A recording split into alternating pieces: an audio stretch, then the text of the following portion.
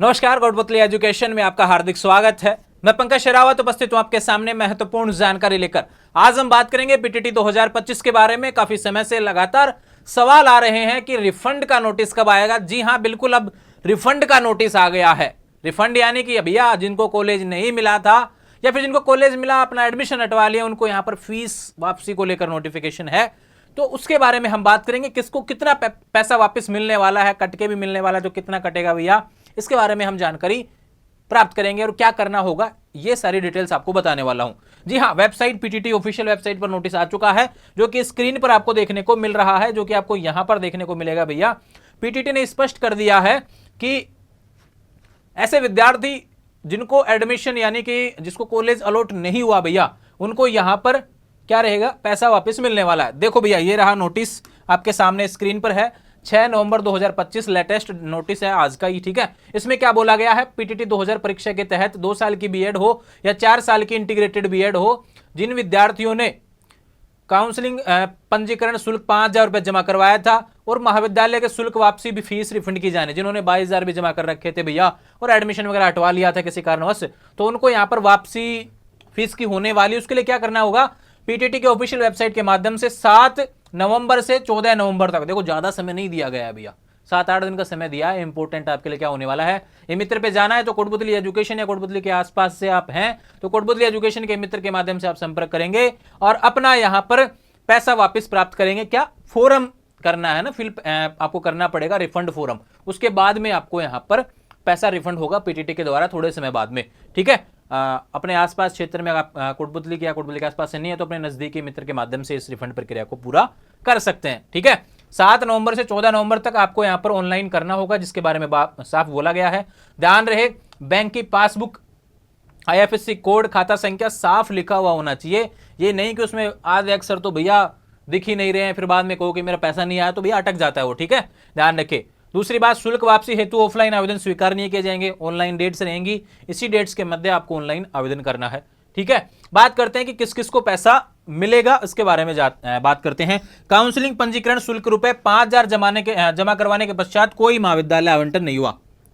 अगर आपने 5,000 रुपए काउंसलिंग करवाई और कोई भी कॉलेज नहीं मिला तो आपके 200 रुपए कट के 4800 रुपए आ जाएंगे, आपके खाते में आएंगे। लेकिन उसके लिए आपको 7 नवंबर से 14 नवंबर के बीच फॉर्म भरना पड़ेगा रिफंड का। महाविद्यालय आवंटित परंतु रिपोर्ट नहीं करने पर काउंसलिंग के किसी भी चरण में, अगर आपको कॉलेज मिला और आपने रिपोर्टिंग नहीं की तो आपके यहां पर पैसे 600 रुपए कट के आपको मिल जाएंगे। महाविद्यालय आवंटित परंतु रिपोर्टिंग नहीं करने पर काउंसलिंग के किसी भी चरण में, कोई भी चरण में आपको ऐसा अगर हुआ है कि आपको कॉलेज मिल गया लेकिन आप कॉलेज नहीं गए रिपोर्टिंग करने, तो आपको 600 रुपए वापिस 600 रुपए कट जाएंगे, बाकी पैसे मिल जाएंगे, ठीक है, समझ में ये बात। यदि 2 या 2 बार अधिक महाविद्यालय आवंटित किया किंतु अभ्यर्थी ने रिपोर्ट नहीं किया, ऐसे विद्यार्थी जिनको 2 या 2 से ज्यादा बार क्या नाम है कॉलेज ने मतलब कॉलेज आवंटित हुआ लेकिन फिर भी रिपोर्टिंग नहीं की विद्यार्थी ने, तो उनके भैया 1,000 रुपए काटे जाएंगे, बाकी पैसे यहां पर रिटर्न हो जाएंगे। महाविद्यालय में रिपोर्ट करने किंतु दस्तावेज सत्यापन नहीं होने पर, कॉलेज में रिपोर्ट भी कर दिया लेकिन डॉक्यूमेंट्स किसी कारणवश अपलोड नहीं हो पाए या फिर कॉलेज ने वेरीफाई नहीं किया, ऐसा भी कुछ कारण था, तो भैया 1,000 रुपए आपके काट के बाकी पैसे आपको देखने को मिल जाएंगे। एक नोटिस और है जिसमें जानकारी दी गई, उसके बारे में समझते हैं। क्या बोला गया है भैया, शुल्क वापसी हेतु ऑफलाइन आवेदन नहीं करना, ऑनलाइन ही करना पड़ेगा, ठीक है।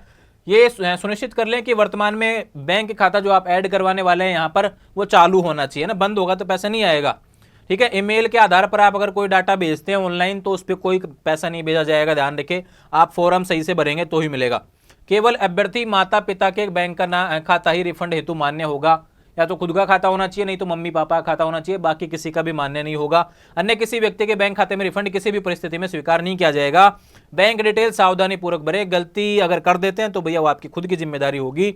गलत बैंक डिटेल हेतु अभ्यर्थी पूर्णतः उत्तरदायी होगा। इस कार्यालय द्वारा किसी भी परिस्थिति में पुनः भुगतान आवेदन स्वीकार किया जाएगा, नहीं न पुनः भुगतान किया जाएगा। ध्यान रखें, सीधी सी बात है, सारी डिटेल सही भरो, पैसा मिल जाएगा। अगर आपने कॉलेज में काउंसलिंग करवाई, यहाँ पे पीटीटी के लिए काउंसलिंग करवाई थी, तो अगर गलती कर देंगे तो फिर दोबारा मौका नहीं मिलेगा, साफ बोल दिया गया, ठीक है।